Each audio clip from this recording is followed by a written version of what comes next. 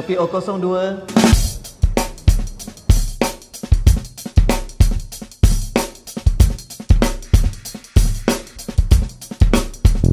Tetapi saya yang ngopi bersama cikgu hari ini bukan jalan-jalan orangnya, dan di sebelah saya ini ialah Profesor Madya Dr. Ahmad Azrin Adnan, Ketua Pegawai Eksekutif Majlis Agama Islam dan Adab Melayu Terengganu. Prof, terima kasih luangkan masa untuk ngopi bersama dengan cikgu pada hari ini, Prof. Okey, ngopi bukan sekadar ngopi kosong. Ngopi kita pada hari ini kita nak sembang sesuatu yang berlega di kalangan netizen contohnya, ataupun di kalangan orang ramai, dan ada setengah daripada kita yang merasakan kalau dalam bila kita sebut isu zakat ni, ada yang pilih bayar sendiri. So, macam mana, Prof? Bila nak bayar sendiri tu ataupun bayar ke institusi tu, Prof? Pertamanya gembira lah dapat jumpa Cik Lee. Saya ingat kali terakhir kita jumpa tahun lepas, bulan 12. Setahun ke? Setahun lah. Setahun kena setahun tu. Susah nak jumpa Prof ni sebenarnya. Setahun tu. Dia tentang apa yang Cik Lee tanya tadi. Sebenarnya memang di pihak Majlis Agama Islam ataupun Pusat Zakat yang menguruskan Baitul Mal Islam ni, memang kita tak nafikan ada penambahbaikan lah. Ada penambahbaikan yang perlu dibuat dari masa ke masa. Tapi satu perkara yang saya fikir yang telah berlaku dan sedang dilakukan oleh banyak majlis agama Islam, termasuk Majlis Agama Islam dan Adab Melayu Terengganu ini, adalah usaha untuk menambah baik segala aspek lah. Katakan sesuai dengan sekarang ini tentang kutipan zakat yang kita sasarkan, sebagaimana kalau di setiap negeri ini ada jumlah-jumlah tertentu yang disasarkan. Jadi agihan ini tentu sekali masyarakat ini dia nak supaya hari ini mohon bantuan zakat, esok dah dapat bantuan. Proses. Jadi ini memang tidak kita nafikan bahawa faktor ini yang menyebabkan masyarakat agak skeptikal lah.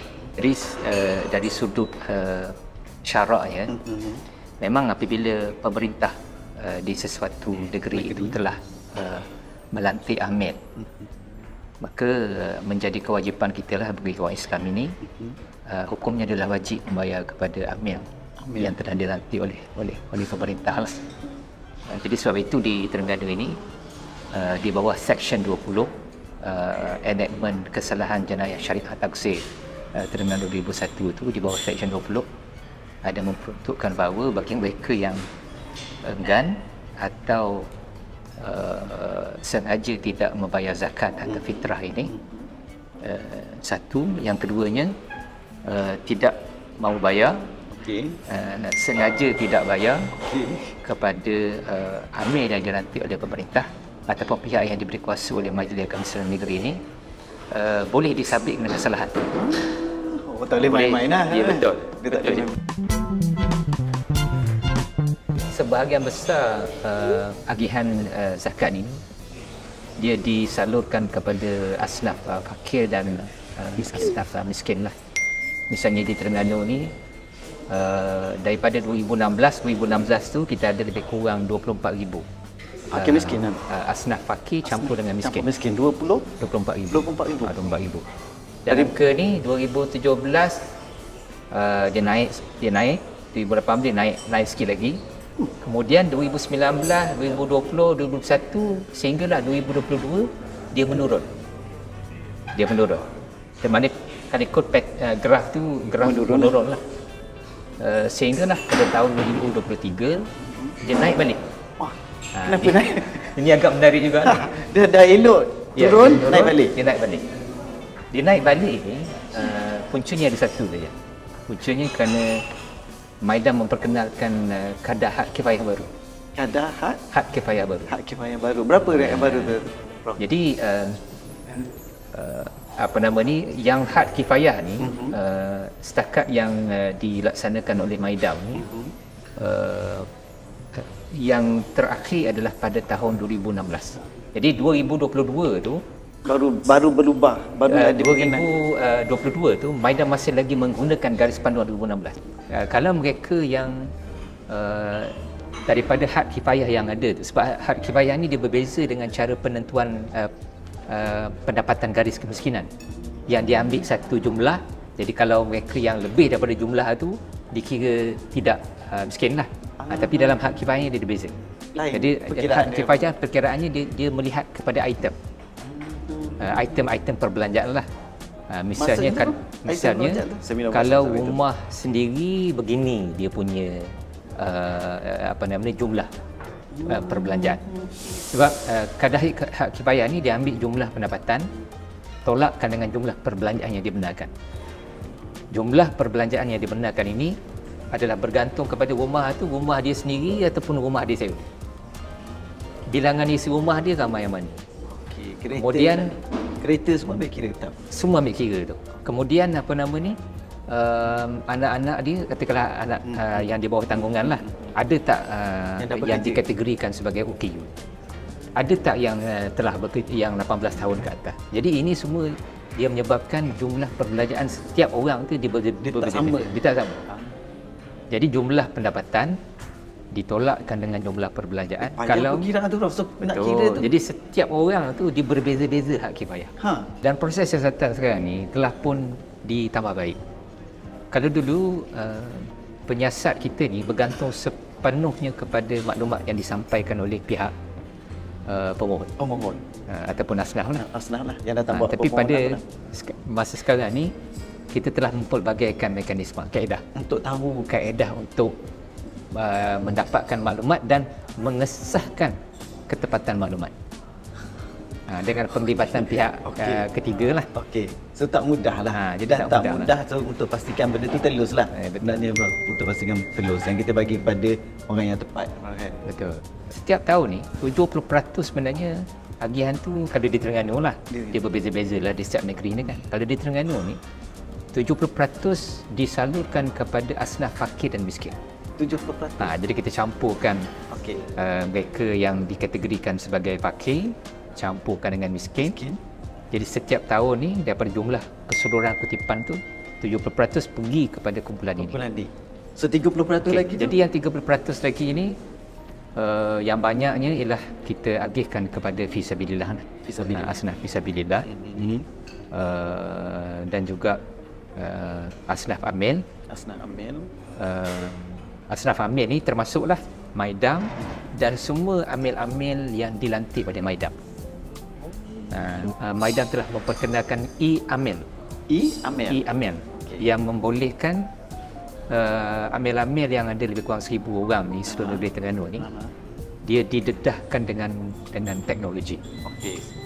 Amil di Terengganu ni dia dah bekerja sepanjang tahun. Sebab zakat harta pun boleh dibayar kepada amil pada bila-bila masa.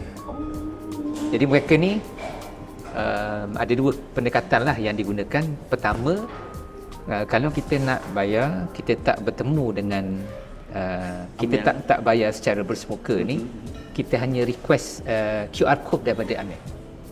Amil ni dia masukkan siap-siap data pembayar zakat ni dalam sama ada dia guna laptop ke ataupun handphone, ada sistem e-amil. Dia masuk siap-siap.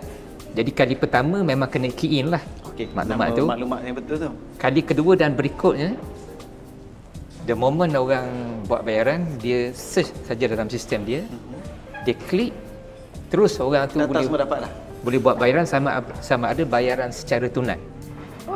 Sama ada bayaran secara tunai, dia terus boleh generate receipt. Dan resit tu terus di email kepada pembayar tu ataupun dihantar kepada telefon. Mudah. Ini antara pembaharuan yang dibuat. So dia nampak mudah dan telus lah kan? Betul. Okey, tadi Prof cakap 70% tu yang masih diagihkan kita register. Ada tak usaha untuk perkasakan mereka ni Prof, 70% ni? Mungkin kita tahun depan kita kurangkan daripada 70 kepada 60 ke 50 ke?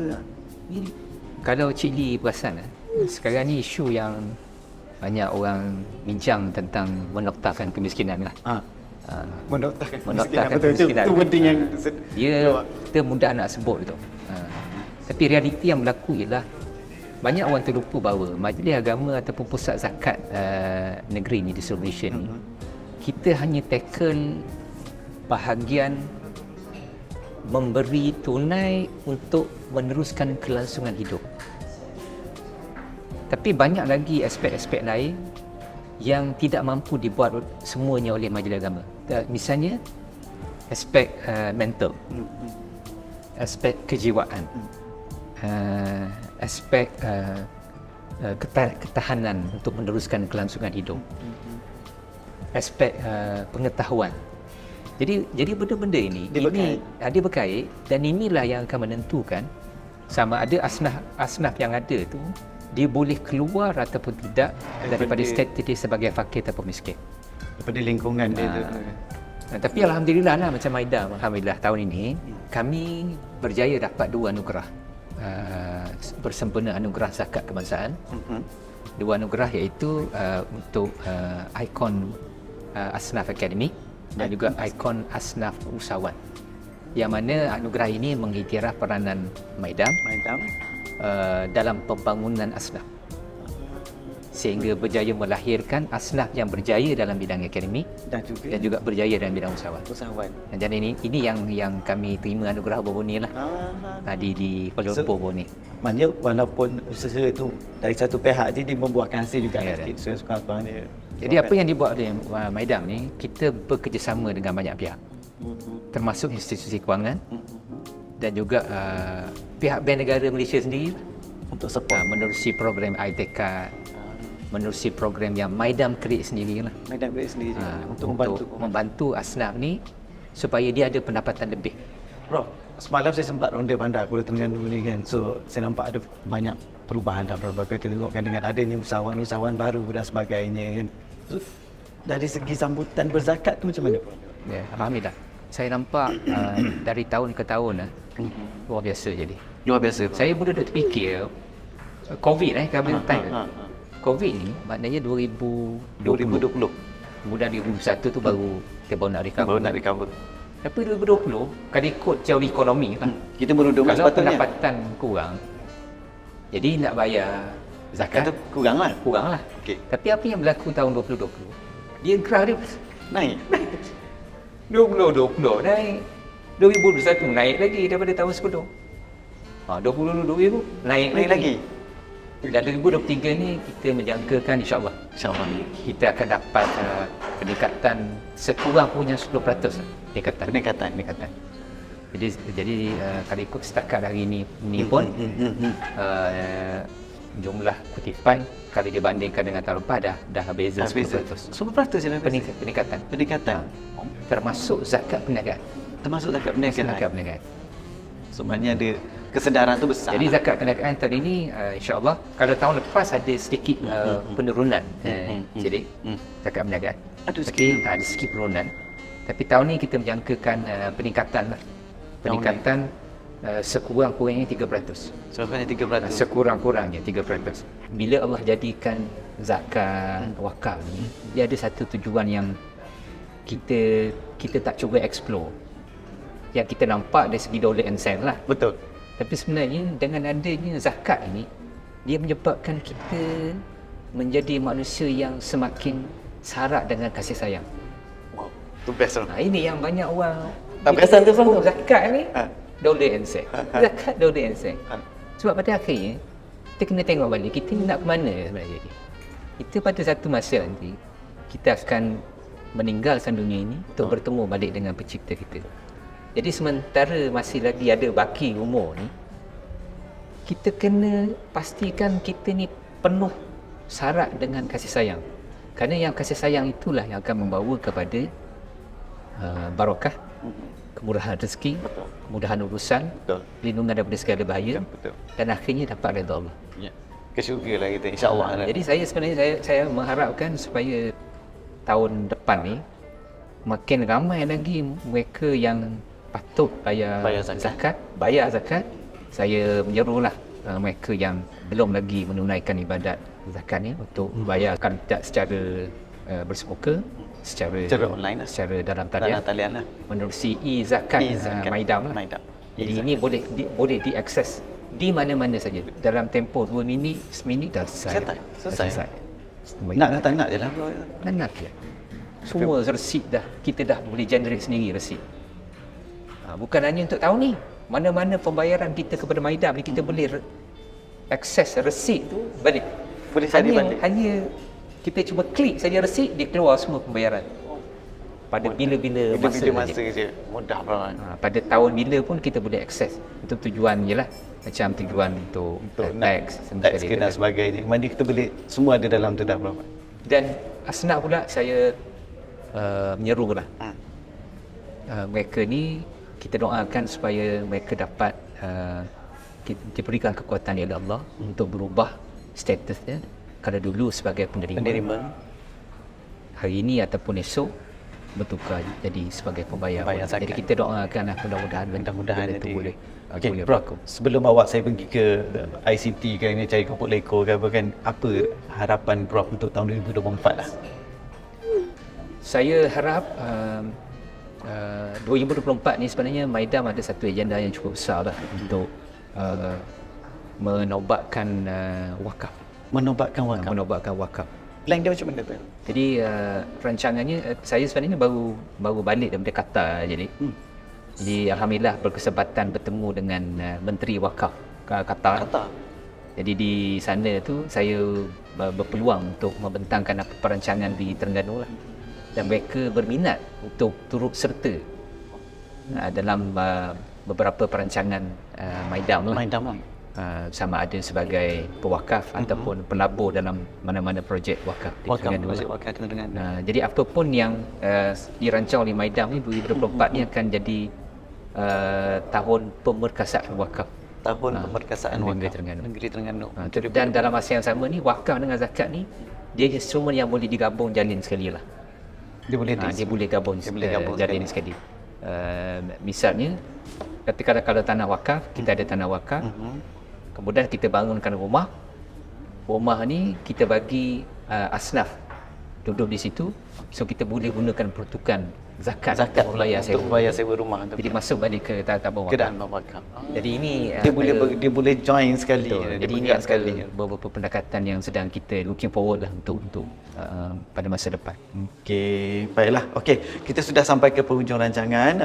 Kopi pun dah sejuk, tak habis lagi nampak Prof minum lepas ni. Kan, so semoga kita dapat sesuatu daripada sesi ngopi pada hari ini. Ngopi kita bukan ngopi kosong. Saya Cik Lee. Assalamualaikum.